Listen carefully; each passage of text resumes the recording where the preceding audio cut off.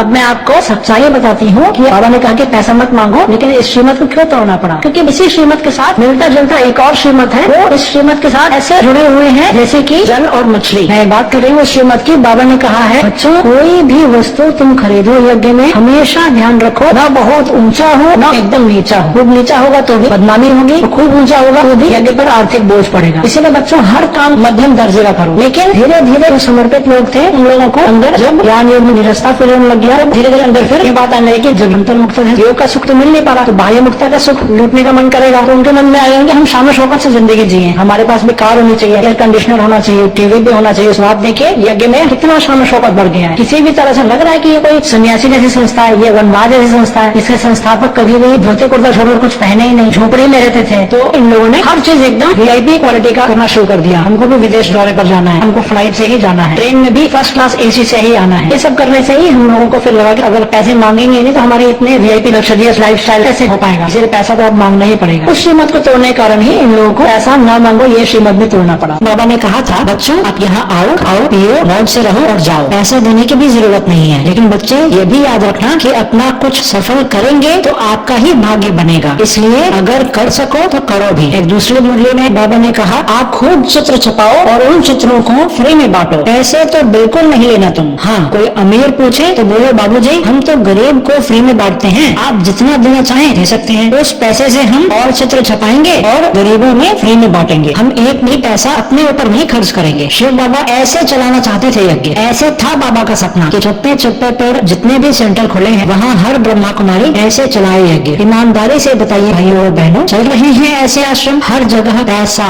पैसा पैसा, चारों तरफ पैसा पैसा ही हो गया है। बस गलत कह रही हूँ भाइयों बहनों? मान लीजिए किसी कॉलोनी में लोग डिसाइड करते हैं कि यहाँ खूब आलीशान मंदिर बनेगा, गलीचे बर्तन फर्नीचर आदि सब चीज के हिसाब से घर घर जाके चंदा इकट्ठा किया जाता है। एक साल के बाद खूब फर्स्ट क्लास मंदिर बनके तैयार हो जाता है। क्या ऐसा किया जा सकता है कि वहाँ पर जो भी जाए उसे कहा जाए कि अगर भंडारे में खाओगे तो इतना रुपया देना पड़ेगा, यहाँ रुकोगे तो इतना रुपया देना पड़ेगा? कह सकते हैं ऐसे? अरे भाई मंदिर में एक एक चीज हम ही लोगों के पैसों से तो आई है, एक बार तो आपने पैसा ले लिया तभी तो खरीदा है ये सारी चीजें, तो दोबारा कैसे ले सकते हैं पैसा? ज्ञान सरोवर बनने के समय एक बहुत संपन्न भाई बहुत सारा पैसा लगाना चाहता था, लेकिन दादी को ये स्वीकार नहीं हुआ। दादी प्रकाश मणि जी ने कहा था, पूरे यज्ञ के सभी भाई बहने 50-50 पैसा रोज डालें भंडारी में। सारे यज्ञ के सभी भाई बहनों की उंगली लगे, उस पैसे से ज्ञान सरोवर बनके तैयार हुआ। सोचिए कितनी ईमानदार थी दादी। इसी तरह से शांतिवन बनते समय दादी जी ने एक एक रुपए के लिए कहा था सबको, जो भी आप लोग ज्ञान सरोवर, Shantivan, Pandav Bhavan, Peace Park, Manmohini Van, Godly Road आदि जितने भी कैंपस हैं, गार्डन है, पार्क है, यहाँ जो भी वस्तुएं देख रहे हैं, एयर कंडीशनर, फर्नीचर, कार आदि जो भी वस्तुएं देख रहे हैं वो कौन से पैसे से खरीदी गई है? हम ही बाबा के बच्चों के पैसों से तो खरीदी गई है। हमारे ही पैसों से खरीद कर जो आप लोगों ने तमाम सुविधाएं इकट्ठी कर ली हैं, उन सुविधाओं का उपभोग करने के लिए हमसे दोबारा पैसा थोड़ी नहीं लेना चाहिए। ये तो सरासर बेईमानी है, चोरी है। लेकिन कोई कुछ कहता ही नहीं, चुपचाप 3-4 दिन मधुबन में रुकने के लिए 3000 रुपए निकाल कर दे देते हैं। बहुत गलत हो रहा है। बाबा कभी भी नहीं चाहते थे कि मेरा कोई भी बच्चा अपने ही मधुबन घर आने के लिए पैसा चुकाए, इसीलिए बहुत सारे गरीब बाबा के बच्चे मिल ही नहीं पाते बाबा से, मधुबन जा ही नहीं पाते। 2-3 दिन पहले ही मुरली में पॉइंट आई है कि 100 बच्चे गरीब हैं तो 1 साहूकार और 7-8 ठीक ठाक, यानी 99% बाबा के बच्चे गरीब ही हैं। हम गरीबों के ही पाई पाई से यज्ञ में संपन्नता आई है। उनके लिए कहना कि अपने ही मधुबन घर में 3 दिन रुकने के लिए 3000 रुपए देने ही पड़ेंगे, घोर बात है ये, सरासर अन्याय है। रक्षाबंधन मनाते हैं तो जानबूझकर भंडारी बगल में लाके रख देते हैं।